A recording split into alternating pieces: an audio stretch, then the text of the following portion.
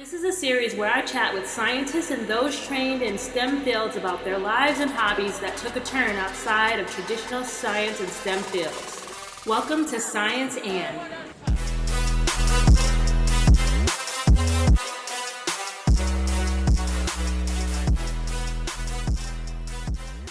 Hello, my name is Maisha Alexander, and I'm also known as the Rockstar Anthropologist. Welcome to another episode of Science and, a series where I chat with scientists and those trained in STEM fields about their lives and hobbies and careers not in STEM fields. So, if you are unfamiliar with the terms beauty blogger or beauty influencer and Beautytuber, these are all common references to people who create and post videos on YouTube about cosmetics and hairstyling in the fashion industry and really like lots of different beauty related topics. And according to Google, the US beauty consumer says that YouTube is their number one digital source for beauty content, followed closely by a Google search. And also, they say that watch time for Beautytuber videos has increased 75%. Since 2018. So this is really a massive and rapidly very visual and creative growing industry. And I've definitely watched my fair share of beauty related content on YouTube, sort of hoping but always failing to successfully execute many of the looks and the styles that I see. I definitely have a few favorites that I watch, even if I no longer make pointless attempts to sort of replicate their skills on my own person. So I have a pretty fair idea of the type of person that comes to mind when I think of Beautytuber, right? But and I feel like we all kind of have that idea in our head. And when we imagine Beautytubers, I'm sure many of us picture useful types playing with makeup to some decent effect, or maybe like professional makeup artists sharing their tips and their tricks. I don't know about you though, but I have never in my life thought about functional morphologists with an expertise in bipedal locomotion and paleoanthropology. But yet, here we are. And so I am so happy to welcome biological anthropologist and Beautytuber, the absolutely gorgeous Colin Kasl. Thank you for joining me. Thank you for having me. So Colin is a friend of mine, full disclosure. And we met via the internet. But in addition to being a Beautytuber, they are really also committed to science communication. So, Colin, you do have, before you got into the Beautytube game, you have some, at least you had some practice with being creative and doing explanations and things like that for the public engagement side of on science, right? Yeah. Yeah. I used to try and really have my Twitter focus be science communication, and then I gave that up and just let it be whatever Twitter wants to be. But yeah, I spent wow, I can't talk today. I do have experience with doing science communication, trying to find creative ways for that. Teaching, I really enjoyed helping you teach that one class up in Harlem. That was really fun. That was the first time I'd ever taught like kids before. So that was, you definitely have to have an even more creative side to deal with kids than college students. Yeah. So now you're working on your PhD, and you are teaching, right? Yes, we just finished teaching yesterday for the term. So now I have a break until January. Awesome. So I feel like anthropologists, for me anyway, the ones that I've met usually fall in like three really distinct categories. The first one being really kind of old school, very strict, um, uh, inflexible types. Yes. The old guard. Others being way out there, like just kind of wild people, quite honestly. Yep. But often very smart, very interesting. And then some of us in the middle. I'm probably like being generous with myself if I tell myself that I'm in the middle, but I've definitely met more wild people than me. But Oh, same. but anthropologists in general are some of the most colorful and interesting individuals, and I think it's because they're really passionately dedicated and interested in the overall human experience to some extent, whether it is the more skeletal and biological, like you and I are super into, or the more like cultural, the way we speak and that sort of thing. Yeah. So I'm not necessarily surprised that you are a beauty tuber, but I am very interested how, like I said, a functional morphologist decides I'm gonna start, doing makeup on the internet. I think for me, I needed another creative outlet. Just as an academic, yeah, there's some creativity in teaching. I'm definitely one of those. I've taken classes where people are very strict. They read off a slide, or they're very stoic. And then there's some who are just wild child, like cartoon characters, basically. And then I do feel like I fall in the middle where I try to be, a little strict because you have to have some kind of order. But like, I'm also the kind of person that will get up and, like, if we're talking about a way an animal moves, I will get up in front of the classroom and mimic that movement so they understand what's going on. Um, so, but academia, it just doesn't often feels not very creative at all. Science communication does, but academia as a whole feels like it's constantly trying to get rid of any creativity and force you into doing a very specific thing. So, especially dealing with that and living through the pandemic and being stuck at home, and my life being literally just work in front of a computer all the time and having nothing else, it gave me that outlet to do other things and to Mm. have a little, like, creative spark and fun that especially when the world was so dark. I think you brought up a really good point about academia and creativity and issues and things like that come up. And one of the reasons that I really wanted to sort of start this particular series is because something that you mentioned on Twitter, it looks like so many of my fellow academicians, is that a word? Um, my fellow anthros that are studying, whether they're faculty or just working on getting their degrees, have been really vocally miserable, um, Yeah. particularly on Twitter.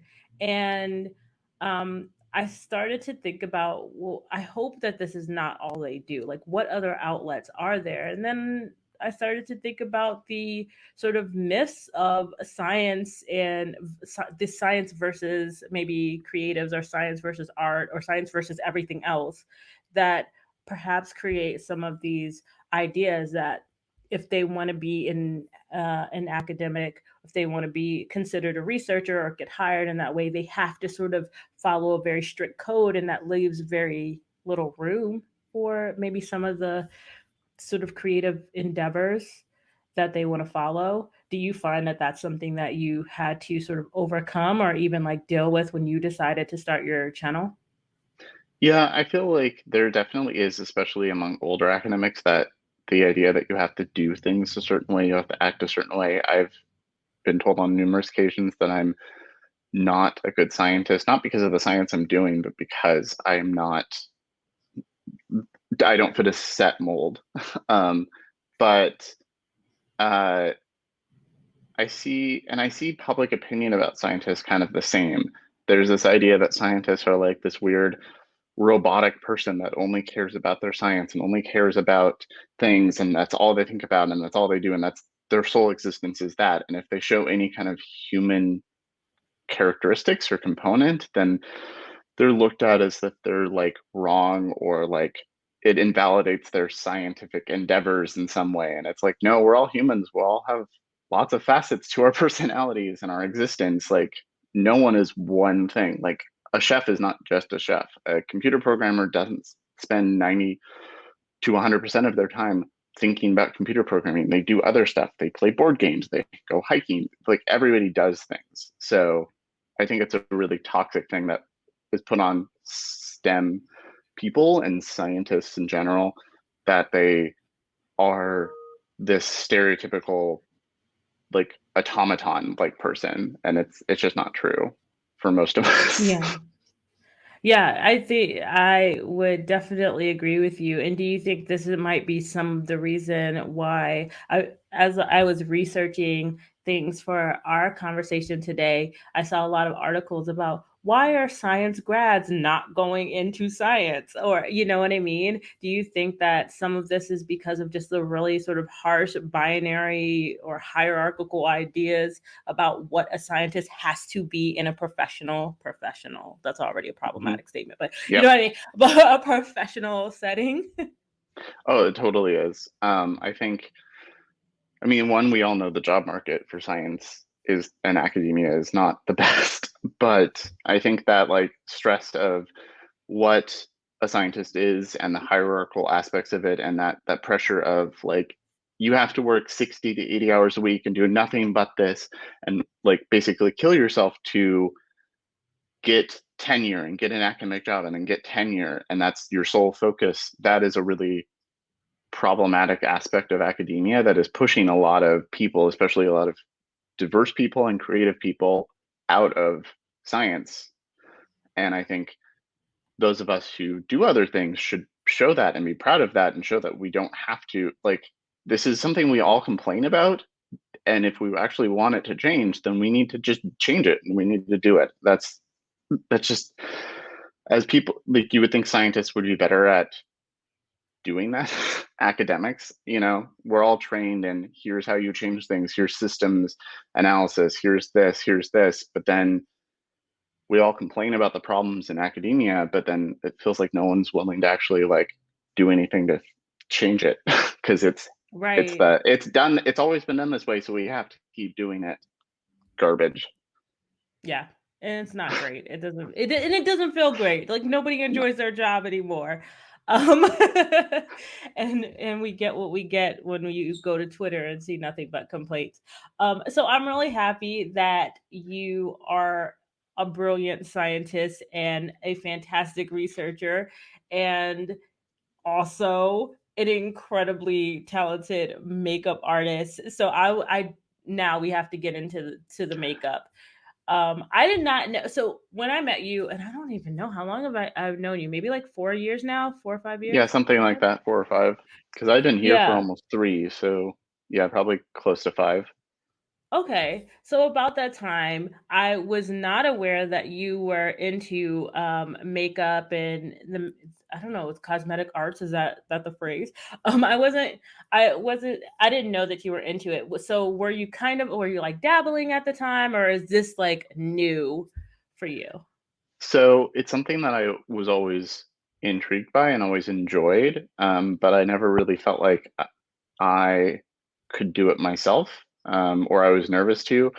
Kind of like our talk earlier about starting a YouTube, like there's that like as an academic, you're like, well, I have to know. As an academic who also has like OCD and like problems like that, it's like I have to know every variable that could happen. I have to think about everything that's going on, and so it makes things more daunting than they need to be. And so there was just Mhm. years where I was like, I really like this. I think this is beautiful. And I would see things and be like, I would love to try and recreate that, especially more artistic things. Um, but then it would be like, but I can't do that.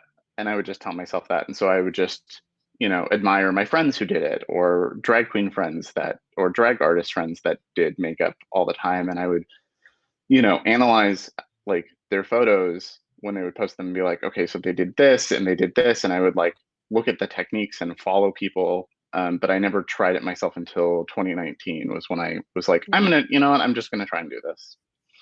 Yeah, I'm so happy that you did because, like I said, I just love your post, and I'm super. So I love makeup. I always have loved it, but I do not Yeah. wear makeup. I tried a tiny bit of a look because I knew I was going to be on with you today, but this is like the most amount of makeup I've worn in a year and a half. So, and it's barely anything. And I actually ordered some makeup. So Colin and I chat all the time about makeup, and I told them that I ordered from the Pat McGrath sale. Pat McGrath is probably she's one of my favorite makeup artists because she's a dark skinned Black woman, which is like few and far between, who has made a huge impact on makeup and fashion overall, but also she has an incredible line of products. They're kind of pricey, but I think that they're definitely worth it. But I ordered a bunch of stuff and it's not here yet, so I was like gonna try and get you to teach me how to use it. But we could do that like We can another do that another time. time. Yeah, we could do that another time. Yeah, But I really admire Pat McGrath.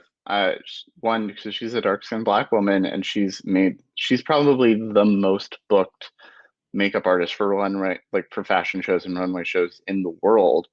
And I really love, uh, yeah, her makeup is expensive, but I've learned that it's definitely worth it. Sadly, my wallet doesn't like that. Um, but she, I agree with you. She's just so influential, and I think part of the reason I love her is that you can definitely tell there's that like artistic club kid queer culture vibe about her that she comes from, and she references club kids and she references a lot of queer culture in general and works with people, and I like seeing that in the mainstream is just always amazing for me. So let's talk about club kids for a minute.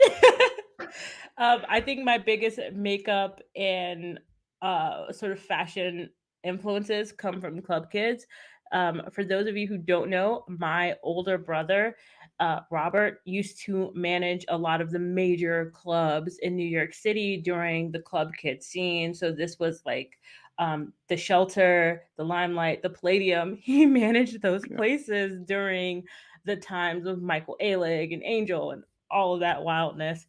Um, and of course, I was too young to really uh, go to any of those places, but I did grow up in New York City and I grew up with him and I would see his friends and occasionally I would get to go to like art openings and stuff like that and you would run into those individuals, New York glitterati, New York celebrities, and those were the individuals that I wanted to be most like. This was like my biggest influence. So I want to know, like, are you already mentioned some of that? How were you influenced by those individuals in that uh, community too? I've always been too scared to wear a lot of that stuff myself just because I'm a very self-conscious individual. I'm trying to break free of that. That's been an ongoing thing. But that's the it sounds stupid to say the bravery, but the bravery to just be like to self-express that much and be like, I don't care what people think. I'm gonna wear this wild and crazy outfit. I'm gonna do this. I'm gonna like, and the artistry that goes into creating those and the conceptual art of coming up with the ideas for them has always been something that I found really inspiring. Even when I was a kid, I would just, be like, oh, this is crazy. Like I would look at the stuff or watch things with my mom and be like, this is insane. I love this. I could never do that, but it's, amazing. And I really appreciated the art that goes into it. Yeah. So how do you come up with a look? So for like the more artistic things I've done, and I have a long list of like more artistic ideas that I want to try. Um, I see inspiration from like friends and people who post things all the time and they're really creative looks, and I'm like, I want to do something similar to that or recreate that in some way. There's a couple artists that do really interesting paintings that I want to try to recreate on my face. But I haven't done too many of those yet because it's just a practice and skill thing where it's like you have to practice to do it. But I'm also one of those people that if I can't do it perfectly the first time, I get frustrated. Go Oh, ahead. but just like general makeup looks, it's a lot of it's just I look at what I have, or if I get something new and I look at it, and there's just something that's like I immediately know I need to use that and that together, and then I try to figure out a way to combine them. But like Mhm. it's like I look at like if I'm got a new eyeshadow palette, I'll look at that and immediately be like, okay, here's the three shades that I really want to use. These two definitely go together. How can I incorporate that? How can I do this? And it's like if you were looking at like a grid of lights, these lights are the brightest and I need to use those bright ones. Okay, how do I do this? And then I just Right. start throwing things together. So, what are some of your favorite beauty brands? You've already mentioned Pat McGrath.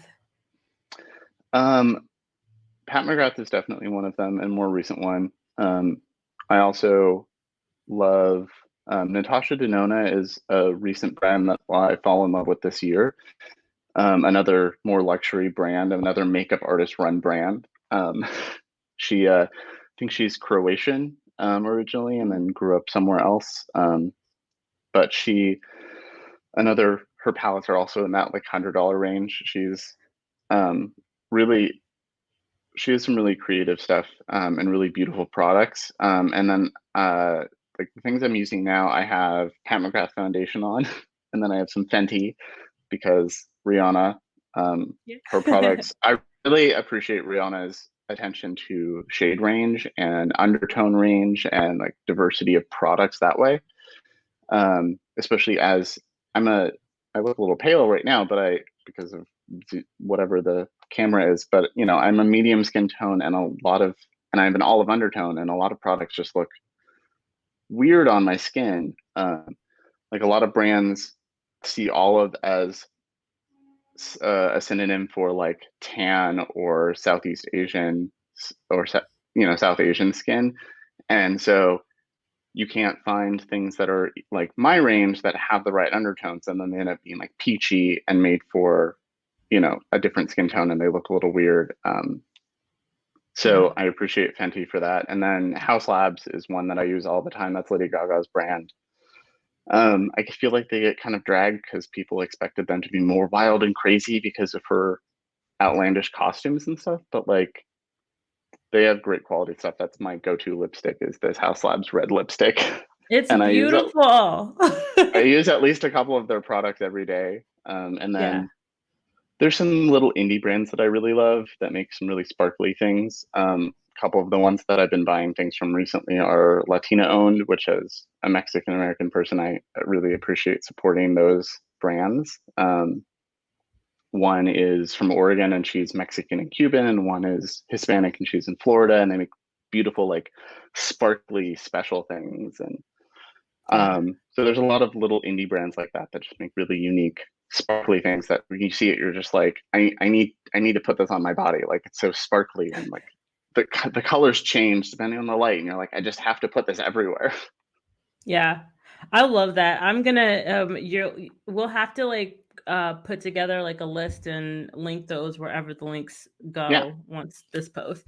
Um so one of the things that you mentioned about skin tone is really interesting, and this is maybe one of the things that early on turned me off about trying to do my own makeup is I'm a dark skinned black woman with, I don't know, red undertones or something, but every time I would go and try and find a foundation or anything like that, um, it would make me look chalky or gray or dead. There were so few makeup brands that I could afford, especially as like a kid or a teenager, that I could yeah, afford that had the range there. The only one that I can think of off the top of my head that had a decent range was like Makeup Forever, which yeah, was built for professionals like on set.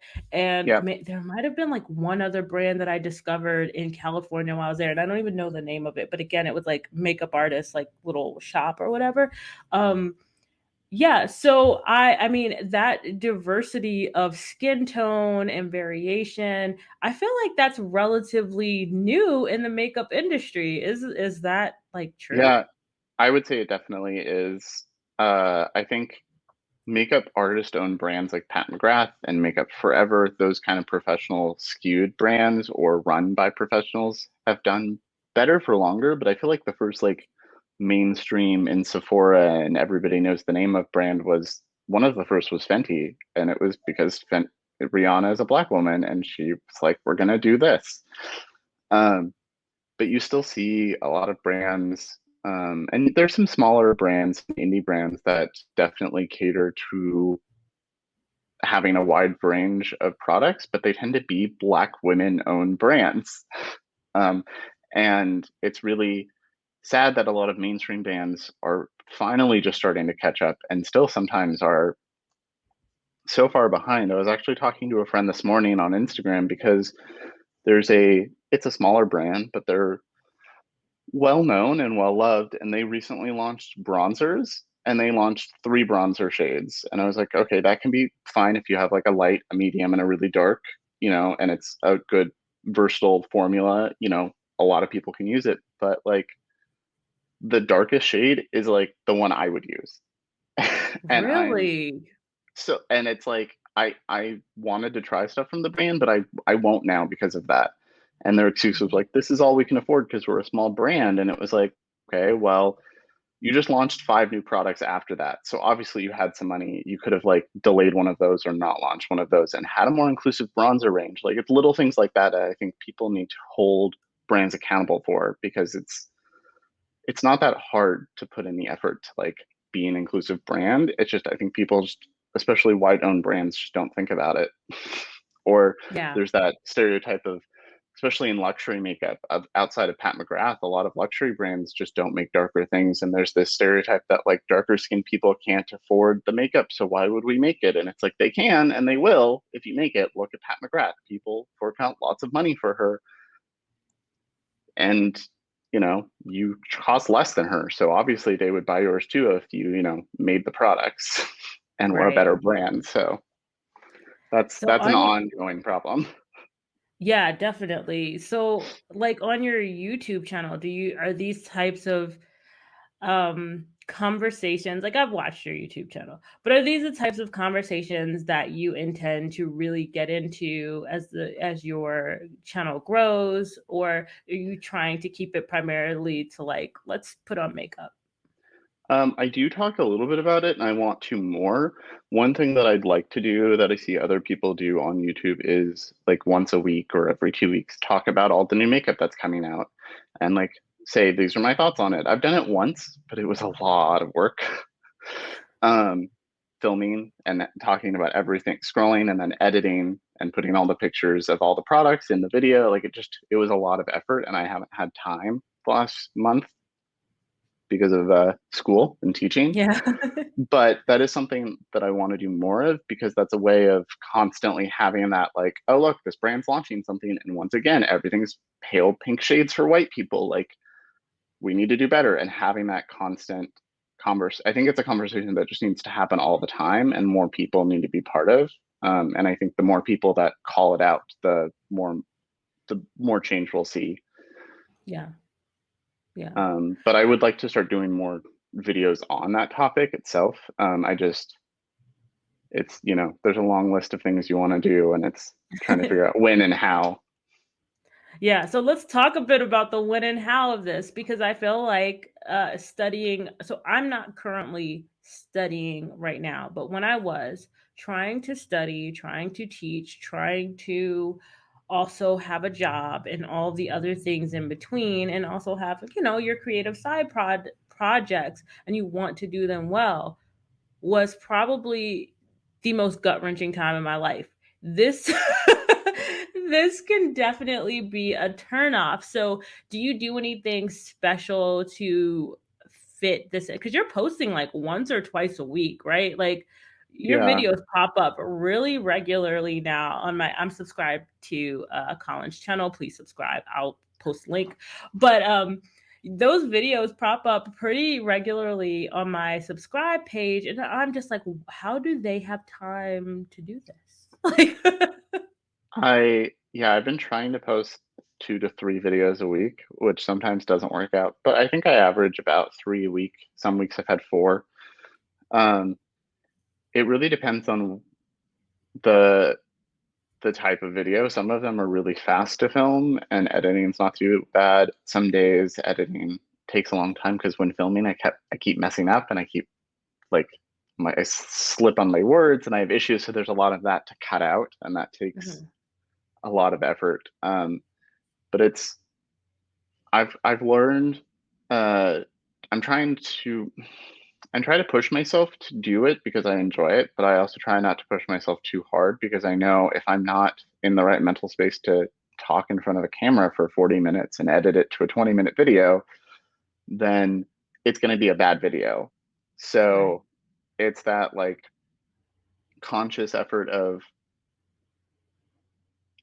like knowing if I'm in the right mental space for it, if I'm too tired for it, and just trying to fit it in anytime I can. Like there was a while where my partner works from home. He's right over there at his desk, and like I'll like look at his schedule and we'll figure out like here's an hour here that I'm home and not at school teaching, and you're not in a meeting, and I will like while he's in a meeting set everything up so that as soon as he's done I can film and then take it all down and then try to film two back to back or something. Like I just try to shove that little time slot in wherever I can, but also not beat myself up if I can't do it because you know it's we're all life is hard right now. We all have a lot of Yeah, stress. So I want it. I don't want it to not be fun anymore because if it becomes a pain and it's not fun anymore, then I won't want to do it. right. So it's and there's just that excitement of especially if I have all these ideas, there's that excitement of like I want to do this. I want to get it up, and make a video about this or do a look and post a photo of it or something. So that like excitement really drives me, especially when everything else seems like a Yeah. drag. There's that little spark of like, if I do this, it'll help me feel better. Yeah. Well, that's awesome. I love the spark that keeps you going, that helps you feel better. So, to an individual that might currently be training in the science and STEM fields, or might be thinking that they want to do something else, have a creative endeavor that might not translate or might not be a manifestation of what it is that they studied, right? What would you say to that individual that's like, oh, I could never do this because this is not what I was trained to do? I would say just try it, even if it seems scary. A lot of what I did to start was I bought some cheap makeup and some cheap makeup brushes, and I would play at night before I would like, okay, I'm going to give myself 15 minutes to like practice and play around before I wash my face and get ready for bed. And I did that for months. And then when I started to film, I filmed like 4 practice videos that I knew I would never post. And I would just film to get the hang of filming and see what lighting was like and try editing. And I knew I didn't put the pressure on. I need to do this for real. I don't need to post it. I'm just going to try it. I'm just going to practice and see what happens. And that helped a lot. So I think it's just a Yeah. matter of, try to set 20 minutes aside if it's something that you want to do and just play or practice or, do whatever it is. And then if you do that enough, you'll feel confident to try it for real if it's an actual side project or something. Yeah.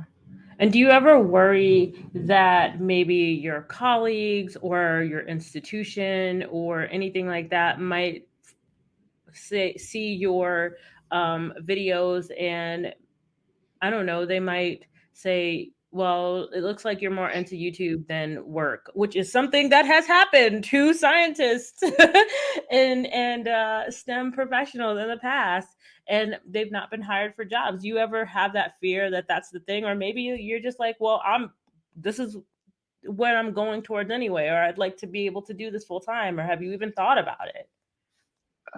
I do have that fear, and it's kind of like this is an aspect of who I am as a person, so I'm going to do it anyway. And if you don't like it, then I don't want to work with you.